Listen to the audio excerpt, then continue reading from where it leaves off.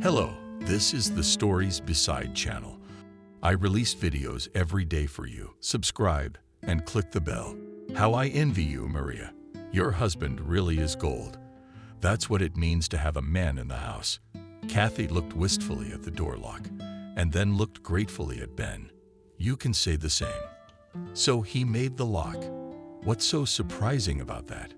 It's an issue now. One phone call solves it. There are special services for that. Only my idiot can't find a high-paying job. All day long he's poking around in the middle of nowhere. He fixes all his old stuff, as if anyone needs it. Maria looked at her husband with distaste, and then rolled her eyes, took her friend's hand, and they went into the kitchen to drink wine. You shouldn't do that. I live alone, and these services I know firsthand. What kind of men are not found? Sometimes they charge you money, but can't do anything about it. But I'll go modestly, asked Ben, standing in the kitchen doorway. Go ahead, of course. There's nothing to keep your ears warm. I'll call you when I get home, Maria said in an almost commanding tone. To Kathy's surprise, Ben nodded with a smile and went to get dressed. Even though Ben did not react in any way to Maria's apparent disregard, Kathy became embarrassed and uncomfortable. The woman rose from the table to see the helpful guest off, but Maria's disgruntled voice rang out. Where are you going? Can't he find his own way? Maria literally grabbed hold of Kathy's arm and forcefully sat the birthday girl down at the table. The front door clicked shut, and Kathy realized that the timid guest had left. Maria and Kathy worked together in the factory. They were in the plush bedding business and had worked in the same shop for over 3 years. During those 3 years, the women had grown close, and since it was impossible to talk normally in the shop because of the noise, the women would occasionally visit each other and talk over the phone, telling each other the latest news or sharing everyday life troubles. Today was Kathy's 30th birthday, a significant and round date. As it turned out, her only guest was Maria, who came to her anniversary party with her husband Ben. Maria only took her husband to fix the lock on the front door of Kathy's apartment. As Maria said, as an extra birthday present, Kathy hadn't celebrated her birthday in a long time, contenting herself with telephone greetings and gifts from work. The mood, for some reason, was not special. Perhaps it was the prolonged loneliness and the succession of gray weekdays, which, along with the autumn weather, fell just on her birthday. By the time she was 30, Kathy was single, and she didn't even have anyone suitable on the horizon. Despite the malleable nature and rather good-looking appearance, suitors in Kathy's life did not linger. She waited for her first boyfriend from the army. There was nothing physically connecting them, except for 2 kisses that happened at their send-off. But emotionally, Kathy had high hopes for him, thinking it was love at first sight and for life. For 2 years, she wrote him letters and sent him pictures, sharing her joy with her friends. However, the guy had matured and changed a lot during that time. In his 20s, he began to have an increased interest in all girls, except Kathy, who didn't believe anyone until she herself saw him kissing another girl. The ground fell out from under her feet then, and Kathy spent the whole week in tears. The guy she had waited 2 years to meet didn't even explain himself to her, calling it a youthful infatuation once in company. After the failure of her first love came her second. For 2 months, she had been dating an older man who sometimes gave her gifts and lots of compliments. After the first night she spent with him, the man disappeared. Kathy wondered for 6 months where he might have disappeared to, going through all the possible options. 3 weeks later, it turned out that he was married, and only a month ago, he became the father of a little daughter. I could not believe such a thing. But after his wife showed up on her doorstep with a baby in her arms, she had to believe it. I didn't know he was married. Believe me, Kathy justified herself with tears as she listened to the curses from the lips of a young, overly thin woman. It's all because of you. Where on earth did you come from? Screamed the cheated wife with a crying baby in her arms. Damn you, she repeated, and spitting on the floor, walked away, barely moving her legs in the long colors of that skirt. From such a relationship and its consequences, Kathy went cold for a year. A disreputable man came to Kathy once more after a scandal with his wife, but she chased him away without a second thought. "What a fool you are with such high-minded demands. You'll end up alone," he said to her one last time, to which Kathy merely slammed the door in his face. She no longer trusted men. The male representative who looked at her back only received contemptuous looks and nothing more. She saw deception and innuendo everywhere. Sometimes she wished and couldn't understand how people got married at all. "I guess they were just happy people. And it wasn't my destiny," she sighed, and lived alone ever since. Kathy didn't like anyone in particular, but closer to the age of 30, she became acutely aware of her loneliness. Kathy's parents, whom she loved so much to visit, had died. And now on weekends, she had nothing to do at all. Especially long stretched the autumn evenings with their rains, which filled her with a special longing. Friends of her classmates, neighbors, and co-workers all had at least some kind of family, even incomplete ones. With hidden white envy, Kathy listened to the complaints of colleagues about naughty children, capricious husbands, or undecided suitors, who, after 5 years of prosperous life together, still do not propose to poor classmate Jenna, who met Kathy on her way home from work for an hour. "I told her how hard it was to raise a child alone, not working to get by on alimony and benefits. I don't even have enough money for decent clothes. I had to buy a down jacket this year too." Instead of a fur coat and a classmate, she wore a white down jacket that she would have had to work a month for. "Hang in there.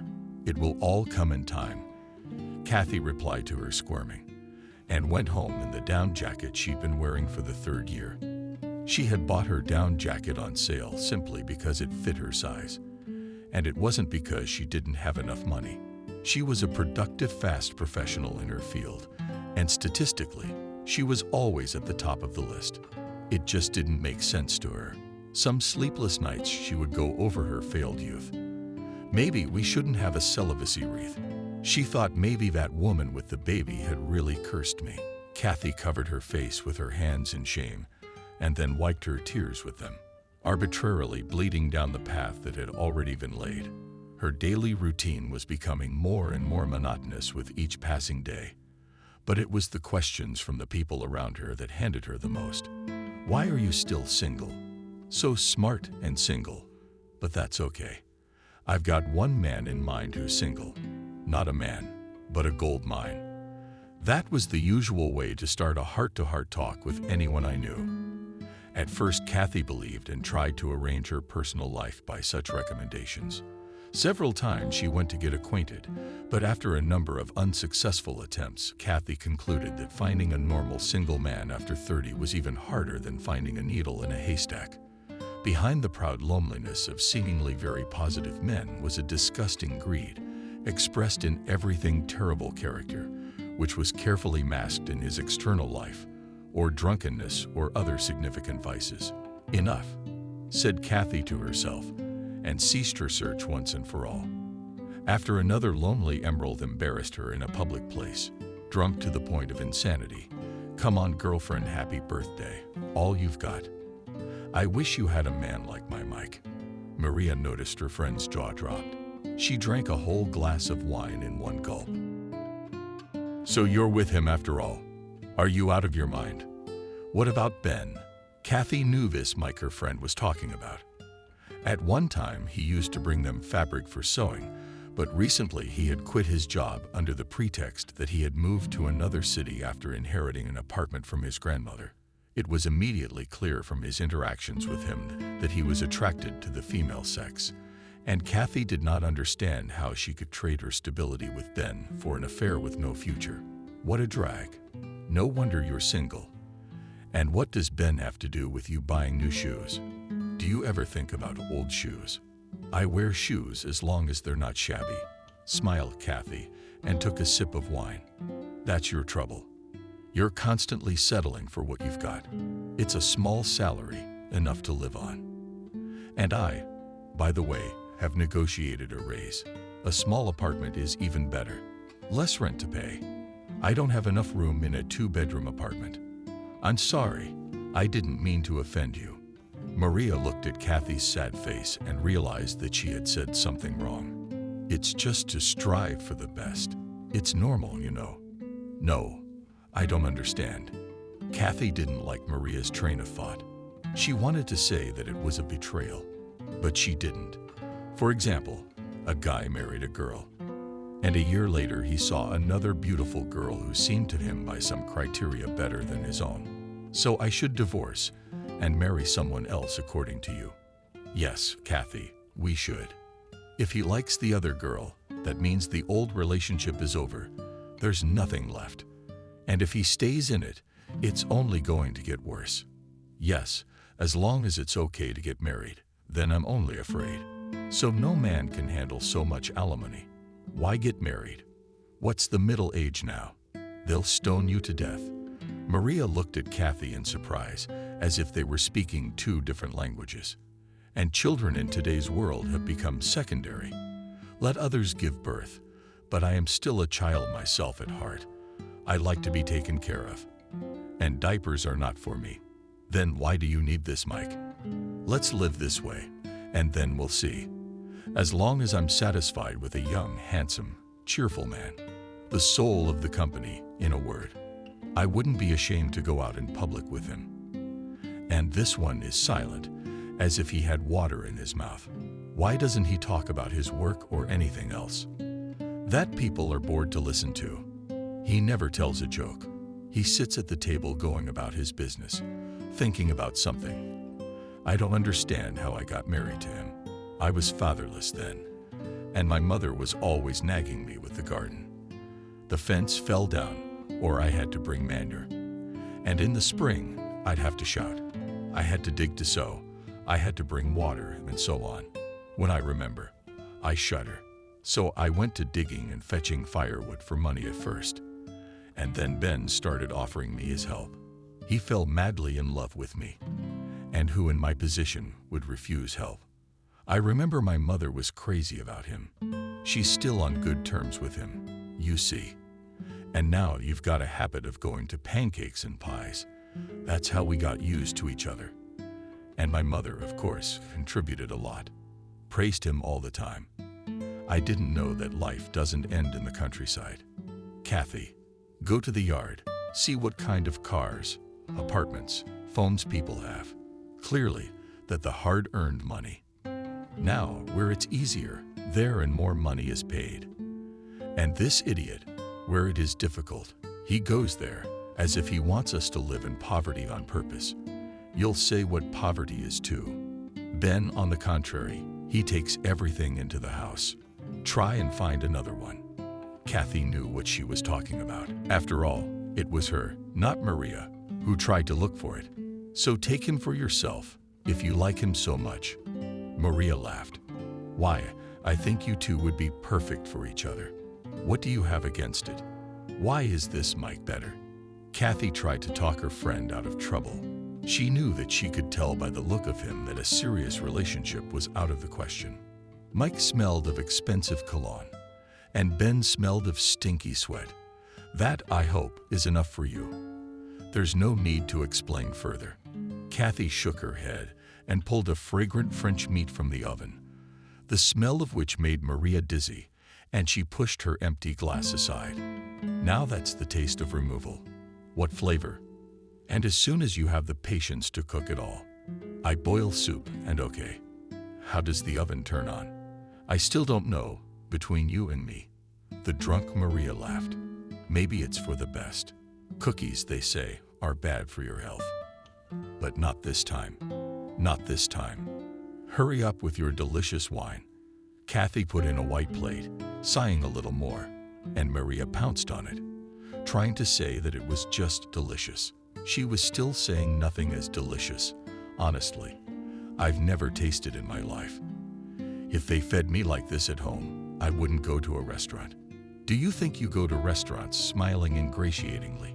Kathy asked and poured wine from a new bottle. I've been a few times. I won't hide it. With Ben. Are you kidding me? Why did you even spoil your appetite about him again? What kind of restaurant can you have with Beb? He'll regret spending so much money for 6 months. and he'll be sure to start listing what we can buy with that money. No, the best we can do with Ben is go to the canteen.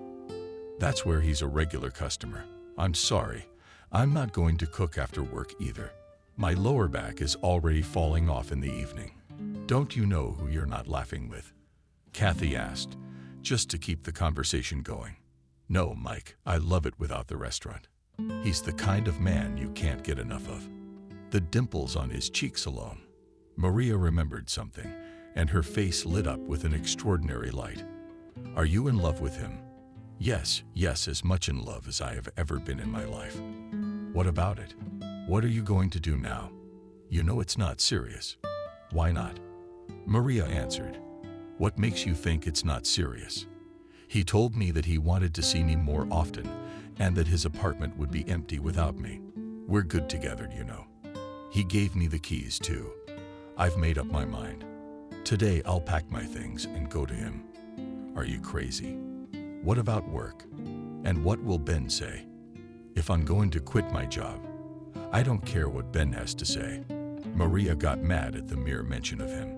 If it wasn't for him, we wouldn't have had to leave. Mike and I would have lived pretty well in that apartment ourselves. But the apartment, Ben, I think my mother inherited it. That's exactly what she inherited. And I won't get anything from her in the divorce. All those years I lived with him, and I didn't get anything. Do you think I'm not offended? Normal women get divorced, divide the property, and then live as well as they want. This one's like a goat's milk. The apartment's not mine. The car's not mine. Inexpensive DACA is better not to remember. Only such a fool as he can go to such a distance in his car. And frankly speaking, I can't look at him anymore. After I saw Mike, I couldn't think about anything else. It only seems that way to you now. You go to the sea twice a year, don't you? And he's never denied you money. Not even our fashionable principal has cosmetics like you. Don't get burned. You never know how it'll turn out. Maybe her friend explained a lot and even a good snack didn't fix it. And no matter how it turned out for Vep, I still wouldn't go back. Better to be alone than with someone you don't love. Kathy refreshed the hors d'oeuvres on the table, but no one was hungry or thirsty anymore. Where are you? Come and get me. Maria addressed Ben on the phone in a haughty and commanding tone, breaking off the call without waiting for an answer at the coffin with him. I treat cab drivers politely. Kathy began to clear the plates and wine from the table. Pour some more for courage. I'll leave tonight. Are you out of your mind? You're just drunk. You have to wake up, and everything will be like before. It'll never be the same. Maria's pretty drunk and swaying. She finished Kathy's glass, which was almost full. You know how nasty he is. You can't imagine what it costs me to live with him under the same roof. Well, I don't like him. You can't understand it. But things are about to change. Ben rang the doorbell, and Kathy went to answer it. But where is my beautiful girl? Ben asked, and she felt sorry for him. Maria went to the door, waving away the helping hand that was pulling at her. Ben, leave me alone. Take your hands off. I can do it myself. Hearing came from the entryway.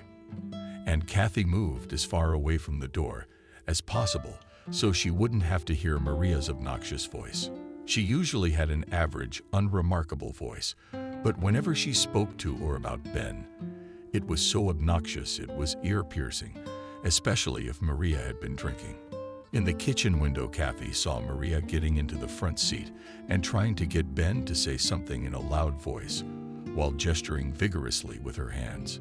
Some men are so patient, Kathy thought, and went on to clean up the table. The unpleasant residue did not leave Kathy for a long time. She turned on the television. Finally, having found an interesting film, she watched it enthusiastically. It was getting late, and Kathy went to bed. There was a knock at the door. Was it her again? He must have thrown her out. Kathy got up and went to the door. Who is it? She asked. She didn't see anyone in the door peephole. It's Ben. Open the door, please. The man said it in a sad voice, and her heart, Kathy's heart, squeezed with pity. So Maria was gone. She realized and opened the door. Ben walked in, and asking permission to pass, divorced. You do not know how long she has had it with him. He began in a trembling voice. What are you pretending to mean, Kathy? That he was hearing it for the first time. I don't believe it. I don't know. You guys have been talking about it. How could she leave me for someone else? Of course not. Did you forget? It's my birthday. And what makes you think she tells me everything? We're not really close friends. We just work together.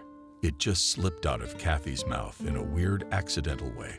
Ben walked up to her with impetuous strides and, as if subjected to some irresistible impulse of his mind, kissed her.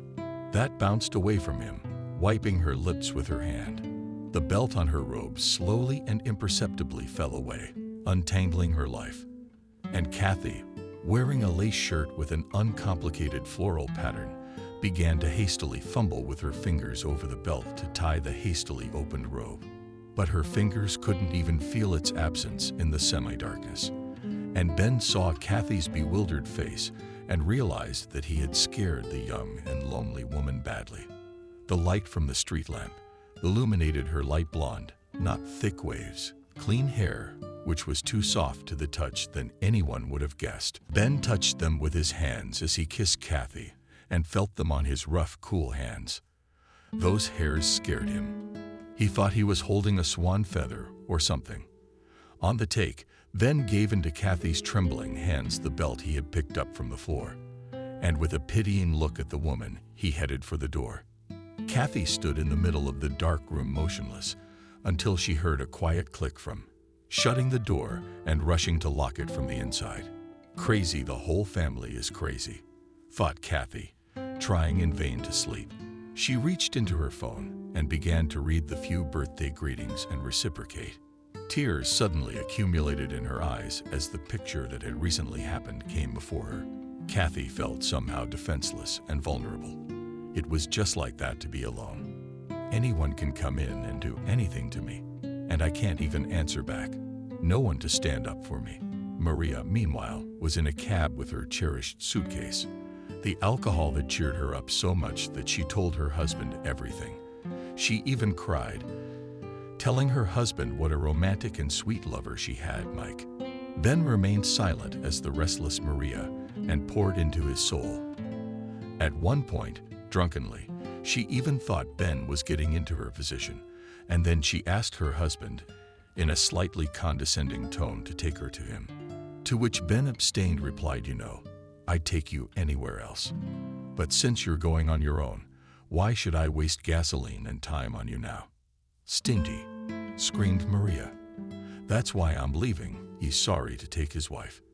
You'd better tell him that you're taking him to his lovers. By the way, why doesn't he pick you up himself? He doesn't feel sorry for the gas, and he has strong feelings for you, like a hurricane." Ben was offended all this time. He knew his wife was cheating. He had already filed for divorce himself and was looking for an excuse to tell her. Behind his hidden smile, no one could see the avalanche of indifference that the man had passed through in all the long 12 years of marriage when he was very young. He was content that his wife was a beautiful woman, as many men's dreams seemed to him at the time. He thought that if he put in a lot of effort, Maria would appreciate it and reciprocate. Ben felt happy that he could win her heart and wanted to move mountains for her.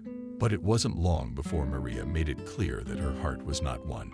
She simply used him as a hired laborer who didn't need to be paid. Occasionally encouraged by boring signs of attention, he spent all his weekends in the village at her mother's house, preferring hard work to recreation. Work loved Vapa. And even after 12 years of marriage, his mother-in-law always found him something to do. Ben, in order to forget himself, began to go into monotonous work that required attention and concentration. This is how he learned to do almost everything. But his wife didn't even notice. Surprisingly, today, Maria received a divorce summons, which Ben handed to her right in her hands before she walked out the door with her suitcase. "What's this? Something you're slipping me again."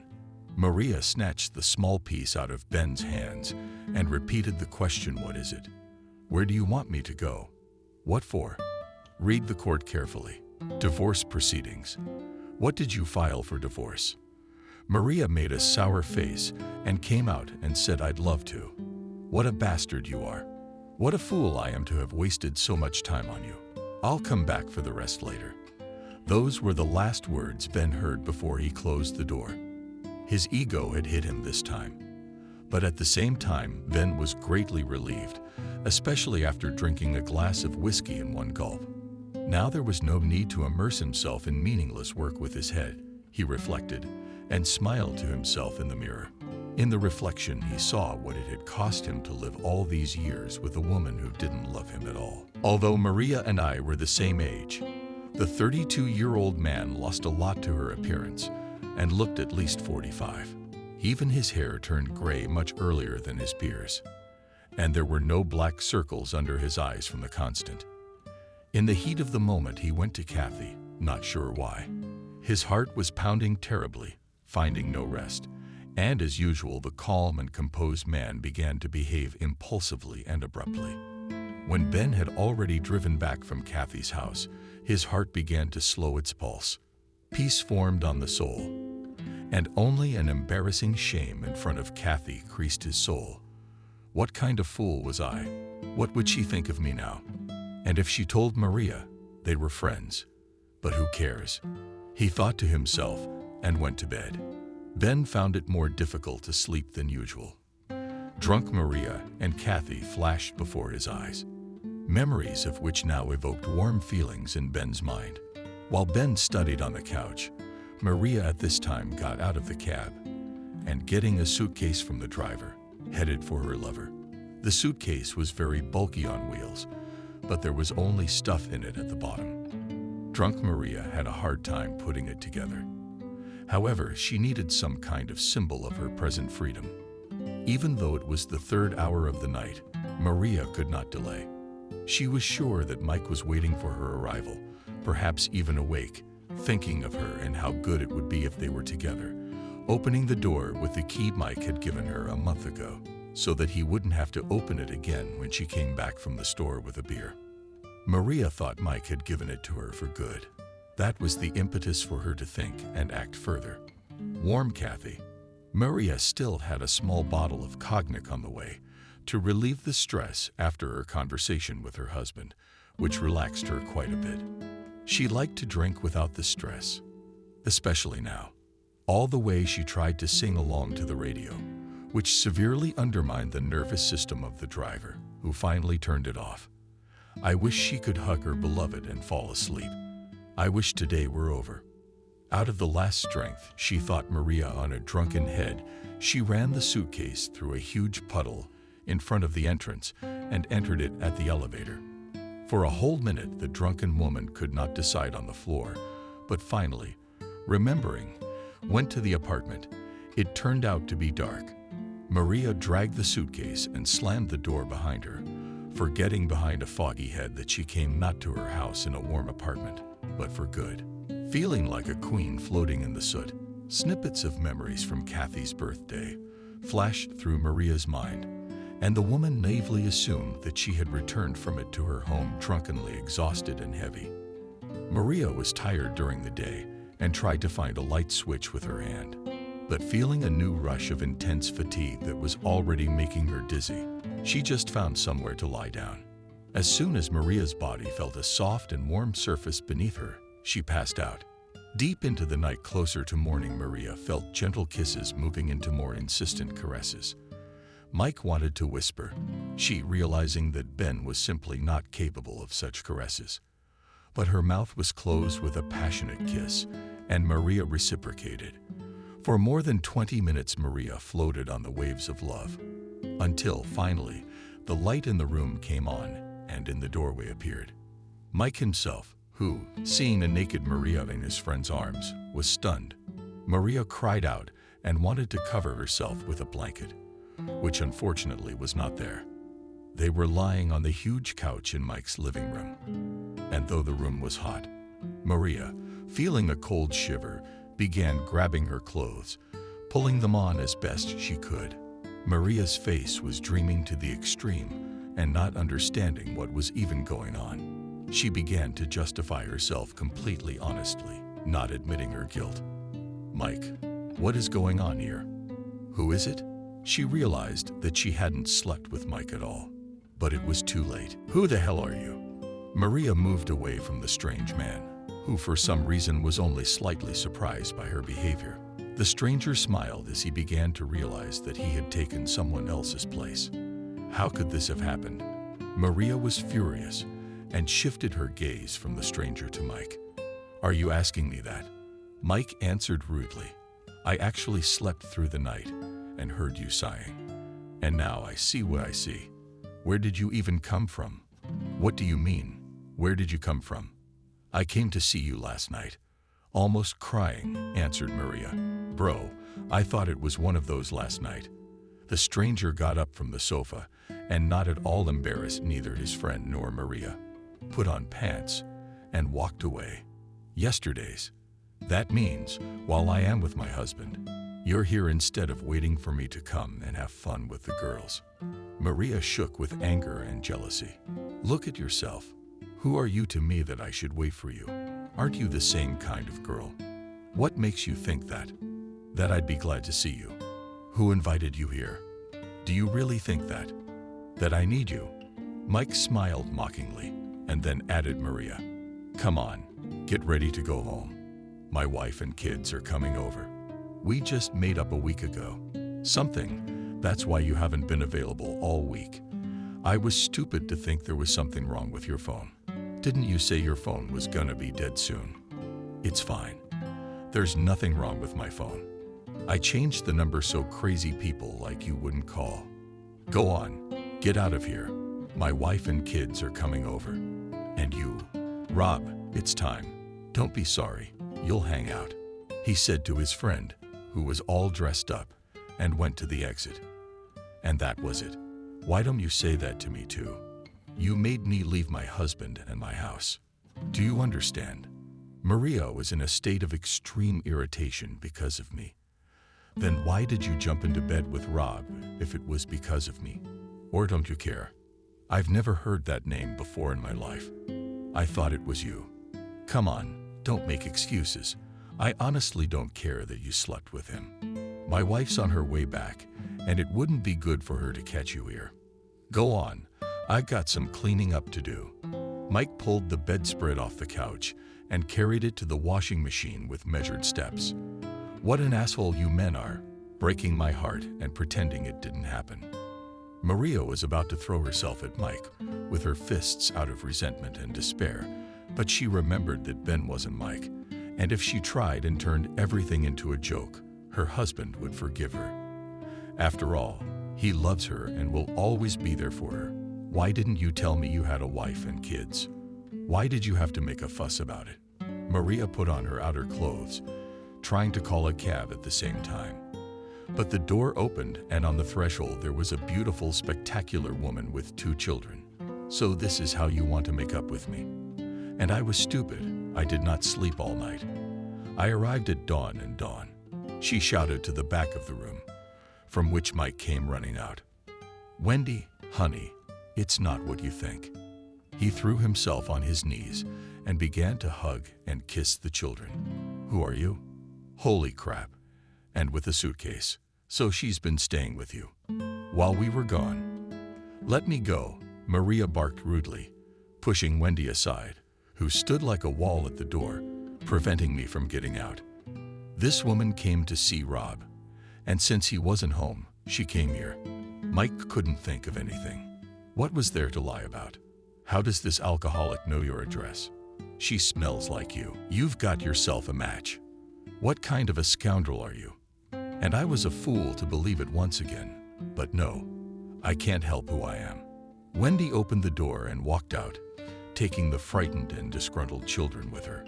Maria, of course, could have thrown herself into a fight for being called an alcoholic, but she was still ashamed in front of the children. "What are you standing up for?" Mike angrily pushed Maria through the open door and forcefully threw the suitcase out.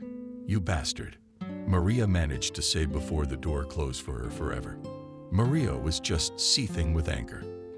As luck would have it, as she pulled the suitcase out of the entryway, she saw Mike's wife waiting for a cab. She looked at Maria with contempt. Anger bubbled up inside Maria even more. So she walked over to Mike's wife, holding out her hand with the keys, and said, "Take it. I don't need them anymore." Maria only got another contemptuous look in return, and then she threw the keys in a puddle in front of the children. "Mom, who is that lady? What is she doing at Daddy's?" The children asked their mother questions, which made her feel even more disgusted. Maria called a cab and drove away. She used to look at Wendy in the rearview mirror, as after her departure Mike ran out into the street and streaked through the puddles on his knees, making excuses to his wife. His wife only kicked her boot in his direction with the keys from the puddle and said something, saying one last thing, left with the children in a cab. Maria's soul became quite nasty. She drove past the streets where families with children were walking this Saturday morning. For a moment, it seemed to her that everyone in the world was happy except herself. Of course, she would forgive him, Maria thought, remembering Mike and his wife.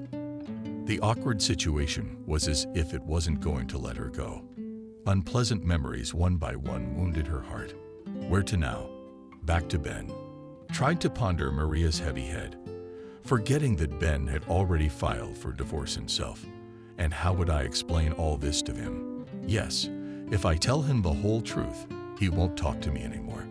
What did I say to him last night? I don't remember anything. Maybe I should go to my mom's for the weekend.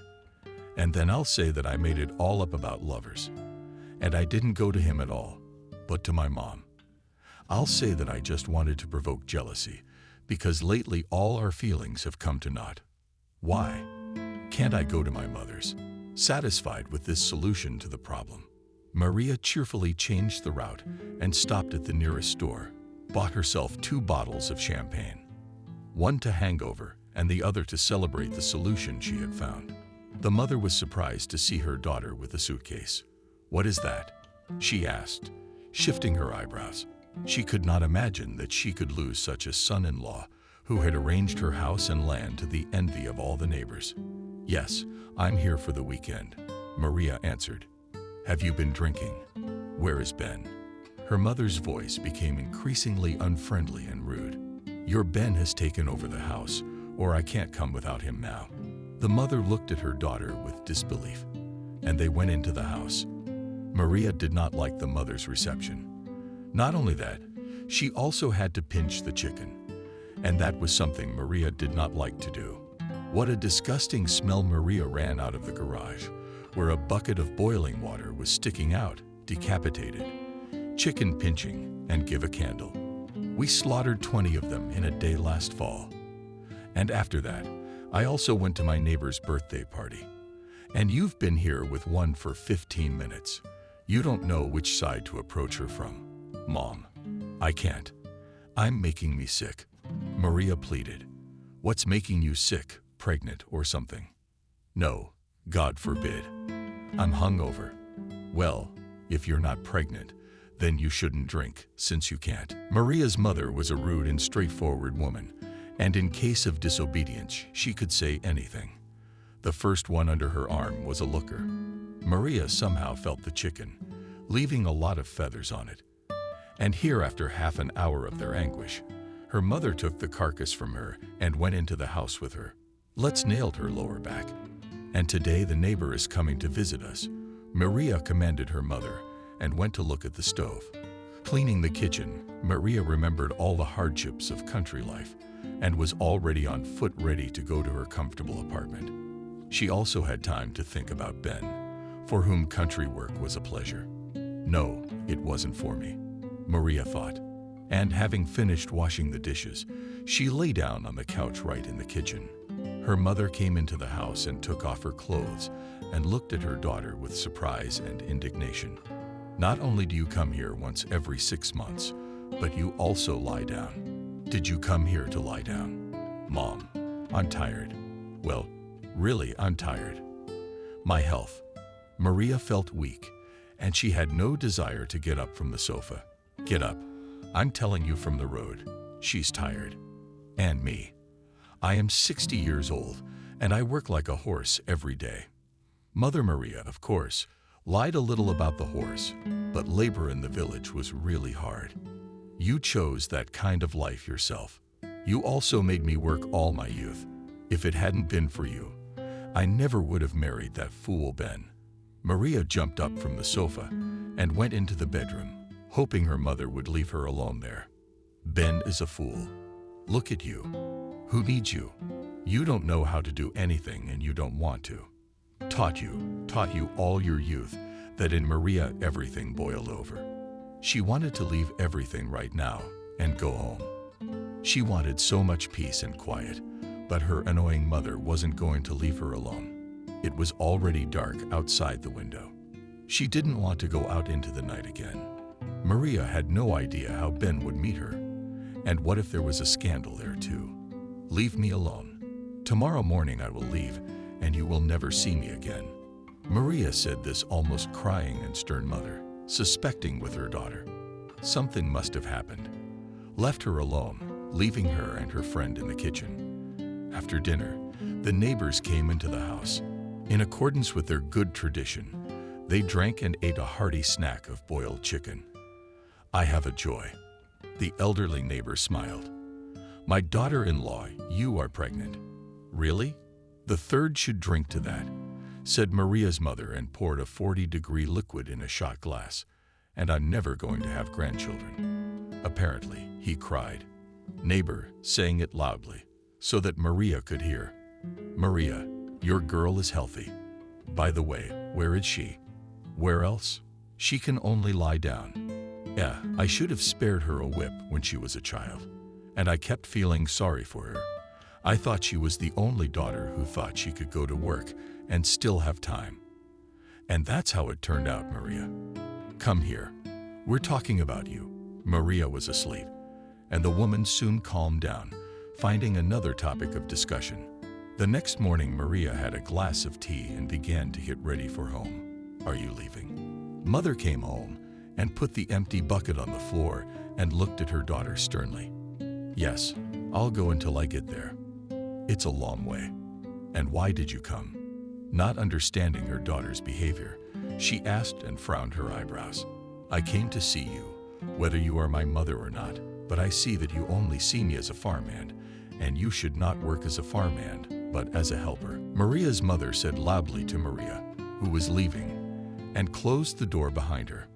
Maria put the pesky suitcase in the trunk and headed for Ben on her way, figuring out what and how she was going to tell him. She didn't think much about it, and she was sure that Ben himself would be glad of her arrival. Maria was wrong, however. When she finally reached the place, she was in for a surprise. In vain, Maria tried to put the key in the lock that Ben had already changed. She didn't get it. Maria said loudly and started pounding on the door. She got desperate, shouting threatening phrases, until the next door opened and the grandmother who came out of it stopped it. Are you pounding? How many times? He's not here. Can't you see who's standing in front of you? I can't get into my house. Maria thought the old granny was completely blind and didn't recognize her. Yes, I see, but he's gone. He changed the lock this morning and left. Don't bang, and it's no use. So you're separated then? Grandmother asked him with unpleasant curiosity that gave Maria the creeps. What now? What makes you think that? I heard it all myself through the wall on Friday. Maria wanted to put her neighbor in her place, but then she remembered the hated suitcase, because of which she could only move around by cab. And Maria was running out of money in her purse. Maybe she could have her own suitcase. I'll leave it with you until the evening. You know it's too much trouble for me to carry it with me. Well, if it's just until the evening, then fine. Grandma only took the suitcase because she wanted to know the rest of the story. They'd wanted her to continue it. She couldn't afford to disappoint them. Maria went lightly to Kathy for advice and comfort. Too many doors had closed behind her in those 2 days, and she felt like no one wanted her. Kathy opened the door, and Maria appeared on the doorstep, exhausted from her endless travels. She looked shabby, and the bags under her eyes gave the appearance of fatigue. Maria walked into the kitchen and was stunned. Ben was sitting at the table, and as if nothing had happened, he was eating ruddy pies, drinking tea with them. "So, where's the fun part? And what are you doing at my friend's?" Maria said the words of a friend with a kind of distrust. "What can't you see?" Ben answered, not taking his eyes off the plate of cakes. "What I've never done with you normally, breakfast." "So I understood everything," said Maria, and then took a bite of his tongue as well, realizing that Kathy is aware of all her adventures. "And when I wonder if you're going home, or maybe you've decided to stay here for a plate of pieces." She looked at the bewildered Kathy, who looked back and forth between Maria and Ben in bewilderment and didn't know what to say to her. "Good friend, though. I told her everything. And she took my husband in a day. Just like that. And I'm a fool. I think she's always praising him. As it turns out, there's a reason. They're settling in. Nothing to say. What exactly did you want?" Ben got up from his desk and walked toward Maria. Do you still have to ask?" To Maria, her rightness was so obvious, in fact, that the question infuriated her even more. Maria had already forgotten in her anger that she had told Kathy everything herself and was ready to attack them both. "I gave you a subpoena." Ben came close to Maria and looked her in the eyes, the way a predator looks before he attacks. "What summons? Don't you understand the question, Maria?" "Oh, you were drunk as a skunk." "Then I'll say it again. I filed for divorce. So you can go anywhere now. I'm not going to explain anything to you. How I did when." Maria couldn't believe her ears. "He did it when you came home after another night out. And your phone was giving out messages like those in adult magazines." Maria was embarrassed, but her brain refused to believe that there could be circumstances in the world in which Ben would abandon her. After enduring so much humiliation, she was accustomed to pushing him around as she pleased. And in all 12 years, he had never once looked at her unkindly. And now Maria could hardly understand that she no longer had any power over him. So what was the occasion? Maria began to walk back and forth, feeling like an interrogator interrogating criminals. "Somebody here has to answer to you. You'd better tell me how you went to see your lover, although it's clear that it's bad. What is it?" "Your lover left you." "Love wasn't as strong as you told me. I went to my mother, not to my lover. It was my idea about the lover. I wanted this joke to dilute the family routine, and at the same time to check my friend for chattiness." Maria looked reproachfully at Kathy, who for some reason began to make excuses for the awkward situation. "Yes, Ben so came in with machine oil, brought it, said he hadn't lubricated the lock last time. Yes, my husband works hard." Maria decided to praise her husband. She did it so seldom that he really paid attention. There was a pause, and after a few exchanges of glances, the whole lively triangle decided to disperse. Vep didn't feel comfortable dragging Kathy into the family proceedings. He was not accustomed to taking the rubbish out of the house, and Maria just longed to get home so she could finally take a shower and be on her own. Ben went to the exit, and Maria obediently followed him, hiding her guilty looks on the floor. "Where are you going?" he asked her in surprise. "Where are you going?" "Home." "This is still my home too. My things are there after all." Ben remained silent. It was obvious that he had something to say, but he held back and walked out the door in silence. Maria followed him, not moving a step away. Would he forgive her?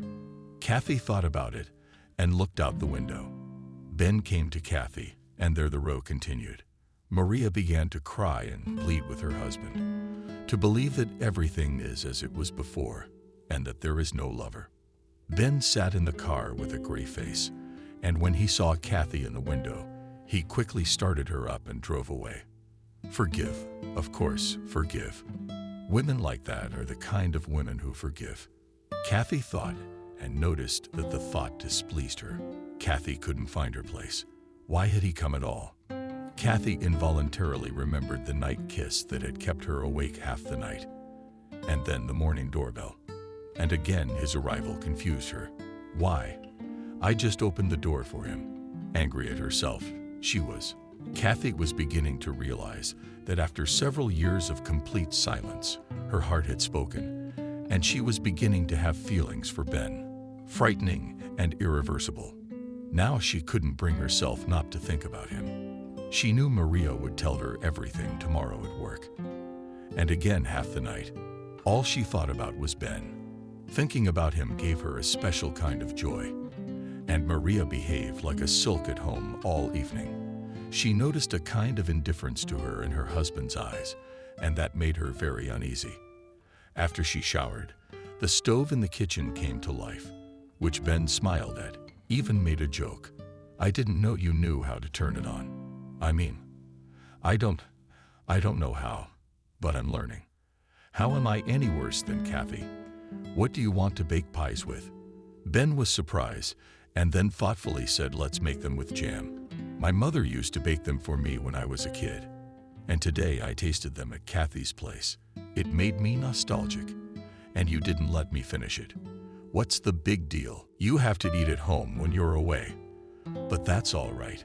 She spoke in a tender voice. Even though I don't like jam myself, but you can't do anything for your beloved husband.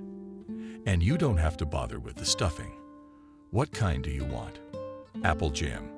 Maria went to the refrigerator, where there were several kinds of jam Ben sometimes brought from her mother. They had been there for a long time, and Maria was glad to get rid of them. Yes, eat it with whatever you like. It's both to my taste, Ben replied, remembering Kathy. The pies, Kathy. The pies were with potatoes, and he wondered to himself why he wanted to lie like that. Maria surprisingly quickly ran out and bought the dough, explaining that she didn't want to waste precious time doing nothing. And in half an hour, the oil was boiling unaccustomedly loudly in the pan. Not 3 minutes later, there was a scream from the kitchen. Boy, did all Maria's jam cakes hurt. For some reason, they opened on the hot frying pan and boiling splatters flew into it. Ben, who had escaped, covered his face with his hand, turned off the stove, and quietly, calmly went to finish reading his book. With jam, he felt like it. Barely heard, dropping tears, quietly said to herself Maria, all the machinations of this one gone to hell. We've lived a good life. And now he's starting to compare, you see. It's not just pies that can keep a man down. There's a reason he's been with me for 12 years. Maria put some ointment on the little burns on my arms and neck. And then I got into my phone and still baked some cakes for Ben. With a happy face, she took them straight into the hall, trying to please her husband, from the baking still surprised. I'm sorry, you eat by yourself. My God is falling apart. I'll still refrain. What, you're not even gonna try it? I almost died because of your pies. What if I'd gotten butter splattered in my eye? Maria took the plate into the kitchen and slammed it on the table with a bang. Ben, as always, was unperturbed. What made Maria even angrier? You know what I just realized. She treated him as a man, whether you treat him well or badly. The result is the same. How much good did you do to anybody else? Asked Ben reproachfully. But Maria, without answering offensively, went to her room and sat there alone till the night. At night she came out and was furious when she saw that Ben, for the first time in his life, went to sleep in the hall on the sofa. You what? Are you going to sleep alone now? Ben pretended to sleep and did not react to Maria's loud indignation. The disgruntled woman stood beside Vep for half a minute and went to her room, not recognizing her husband. Ben lay there wondering to himself. Not long ago, he would never have thought of going to bed on the couch. Until recently, he had been satisfied with his life. But his encounter with Kathy had somehow opened his eyes to Maria alone, whose presence was now not enough. Now he wanted to avoid his wife. Even being in the same room with her made him uncomfortable, and when Maria did go into the room, he was relieved and quickly fell asleep. Come here to talk. Maria came to work earlier than usual and waited at the gate for Kathy. What did you tell him about me there? He's not cheating. He's going to tell me sooner or later anyway. Maria had a hostile look on her face, and Kathy answered angrily, "It's nothing. You're just by name. My family life depends on it." Kathy smiled ironically and went to her workplace. All day the women occasionally leer at each other, as if intuitively seeing in each other rivals. But at the end of the day came relaxation and fatigue, and the former tension turned into multiple doubts. "How was the trip?" started a conversation Kathy, ending the working day. "I didn't. I was just thinking about what you told me, and you know you're right. Better a bird in the hand than a crane in the sky." Kathy felt like a fool. This time she had done herself a disservice. She realized that she'd given up on her own happiness with Ben by stipulating that Maria stay with him. "So you really went to see your mother?" "Yes. I hadn't seen her in a long time, so I thought I'd visit the old lady." "What about Mike?" "I thought you were so set in your ways, to be honest. I really believed you were going to move in with him. I've decided I'm gonna stay with him after all. 12 years of my life wasted. An expensive price to pay, don't you agree?" Kathy just smiled, and the women parted and went their separate ways. Again, Maria spent the evening trying to win back her husband's favor. But the more Maria wanted his attention, the less he gave it. The next day, Maria was in trouble at work. During the workday, the door to the shop opened, and Mike appeared with a pile of overheads in his hands. Kathy watched with curiosity the reaction of Maria, who was almost hiding behind Kathy's sewing chair, afraid to meet his gaze. As Mike handed over the fabrics and overlays, his gaze fell on Maria. He knew where her workstation was and had no trouble finding her. With a waltzing gait, he walked toward her down the narrow aisle, greeting her with familiar faces who were happy to see the formerly pleasant and cheerful employee. "So, how's work? How's your husband?" he asked through gritted teeth as he approached her. His face looked cold, his cheekbones fell heavily with tension, and there was an icy, hateful gleam in his eyes. Maria glanced at him frightened and made a disgruntled expression that made it obvious she wasn't in the mood for a dialogue with him. "It's a wonderful job, and with the husband all is well. And what about you? You moved to another city and were not going to come back here. What about your apartment, your wife, your children?" Around them began to verse, sewing Kathy, and all the workers with curiosity began to listen to their conversation. Kathy was no exception, especially since she was the closest one to Maria and could hear everything clearly. When Kathy was almost silent, Mike, as if waiting for this moment, said at the top of his voice, "You still dare to ask about my children and my wife? What have I been doing there since your visit? My wife does not want to see me and my children because of you. She said they won't let me on the doorstep anymore. I gave them my apartment where I was going to live with them. But you came with your hammers. Who invited you? You came here, slept with a friend, and left. They crippled my whole family. No shame, no conscience. Where did you find such a fool? How did your husband find such a fool of himself? Where to spread your snot? You've been walking out on her all your life. And now you see, it's my fault. You shouldn't have messed with my head. I suffered because of you too, by the way. I almost lost my husband, who's no match for you. If you wanted to talk, you could have done it after work, not in public. I have nothing else to talk to you about. And don't come near me again. You'll get your meanness back. Hello to my husband." Mike waved his hand and walked out of the shop, which raised such an angle of cheap, chuckling noise that it would have made the noise of the sewing Kathy seem like a whisper in comparison. What a freak. Maria hastily cleaned up her workstation and quickly walked out. The hum and laughter behind her grew even louder, and then the noise of Kathy's sewing could be heard again. But Maria was already on the porch. She saw Mike getting into the Kathy and getting ready to leave. Maria ran up to him and began to insult him, saying that he had made the circus on purpose. He wanted to embarrass me. And then what? Maria breathed heavily, her face reddened from embarrassment, and her cheeks burned like embers in a furnace. And nothing. I'm already satisfied with everything. And lest anyone point a finger at me, one of us two will have to quit. And it should be you and me. You played this whole comedy. You embarrassed me. And now you demand my dismissal. How shameless are you, Maria? And you're willing to stay even after this disgrace. You won't. You'll have to leave and disgrace yourself. And I promise you that. My friend Rob sends his regards. He wanted me to tell you he liked it and wants you to come back for more. By the way, your husband will be home this weekend. I want to see this cuckold, and at the same time to tell him something about you that he probably does not know. Maria turned away from him, eyes full of hatred, and walked away, not paying attention to the fact that her colleagues are already warming their ears on the porch. When she got home, she closed herself in her room with a bottle of strong wine she had bought on the way.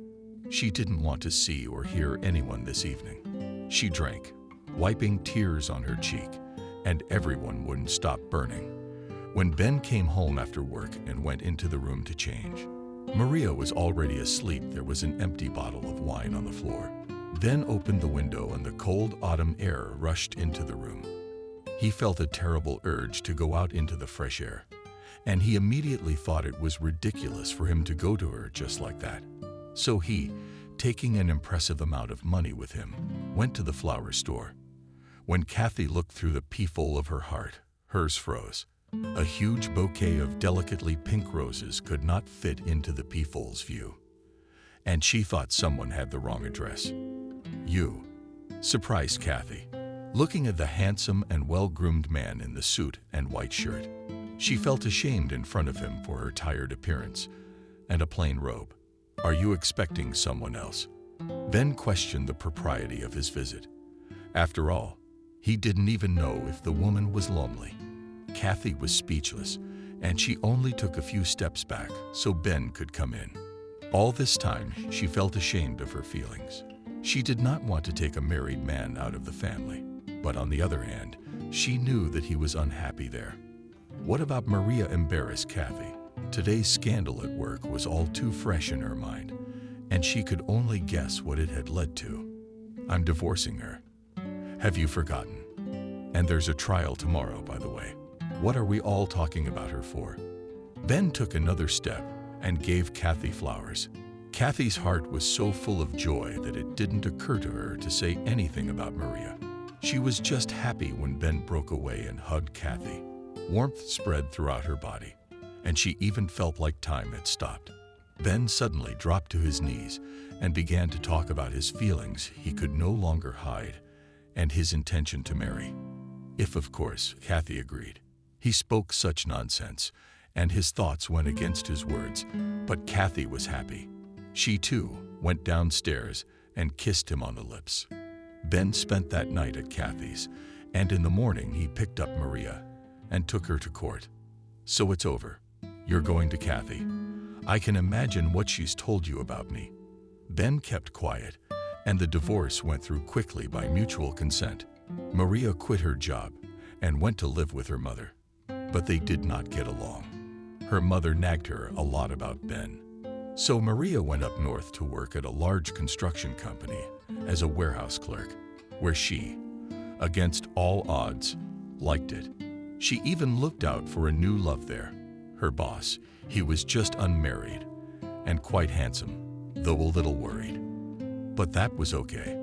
She would live with Maria and lose weight quickly, and she proceeded to methodically dip her boss and even invited him to her place to fix the lock on the door, which she herself had broken beforehand. And then the rest is a matter of technique. She's in a light silk robe, slightly caught in a couple of buttons, and the boss's gaze is fixed solely on her luscious form. All caught, dove, in Maria's net, and Kathy married Ben, and they had a son. Immediately after the wedding, Ben found a high-paying job, and Kathy quit her job, devoting herself to her family. She was happy with the way things happened in her life, and Maria probably didn't hold a grudge against her anymore. She and Ben were different. She needed another man to keep her in line. And very well, if she had met such a man in the north.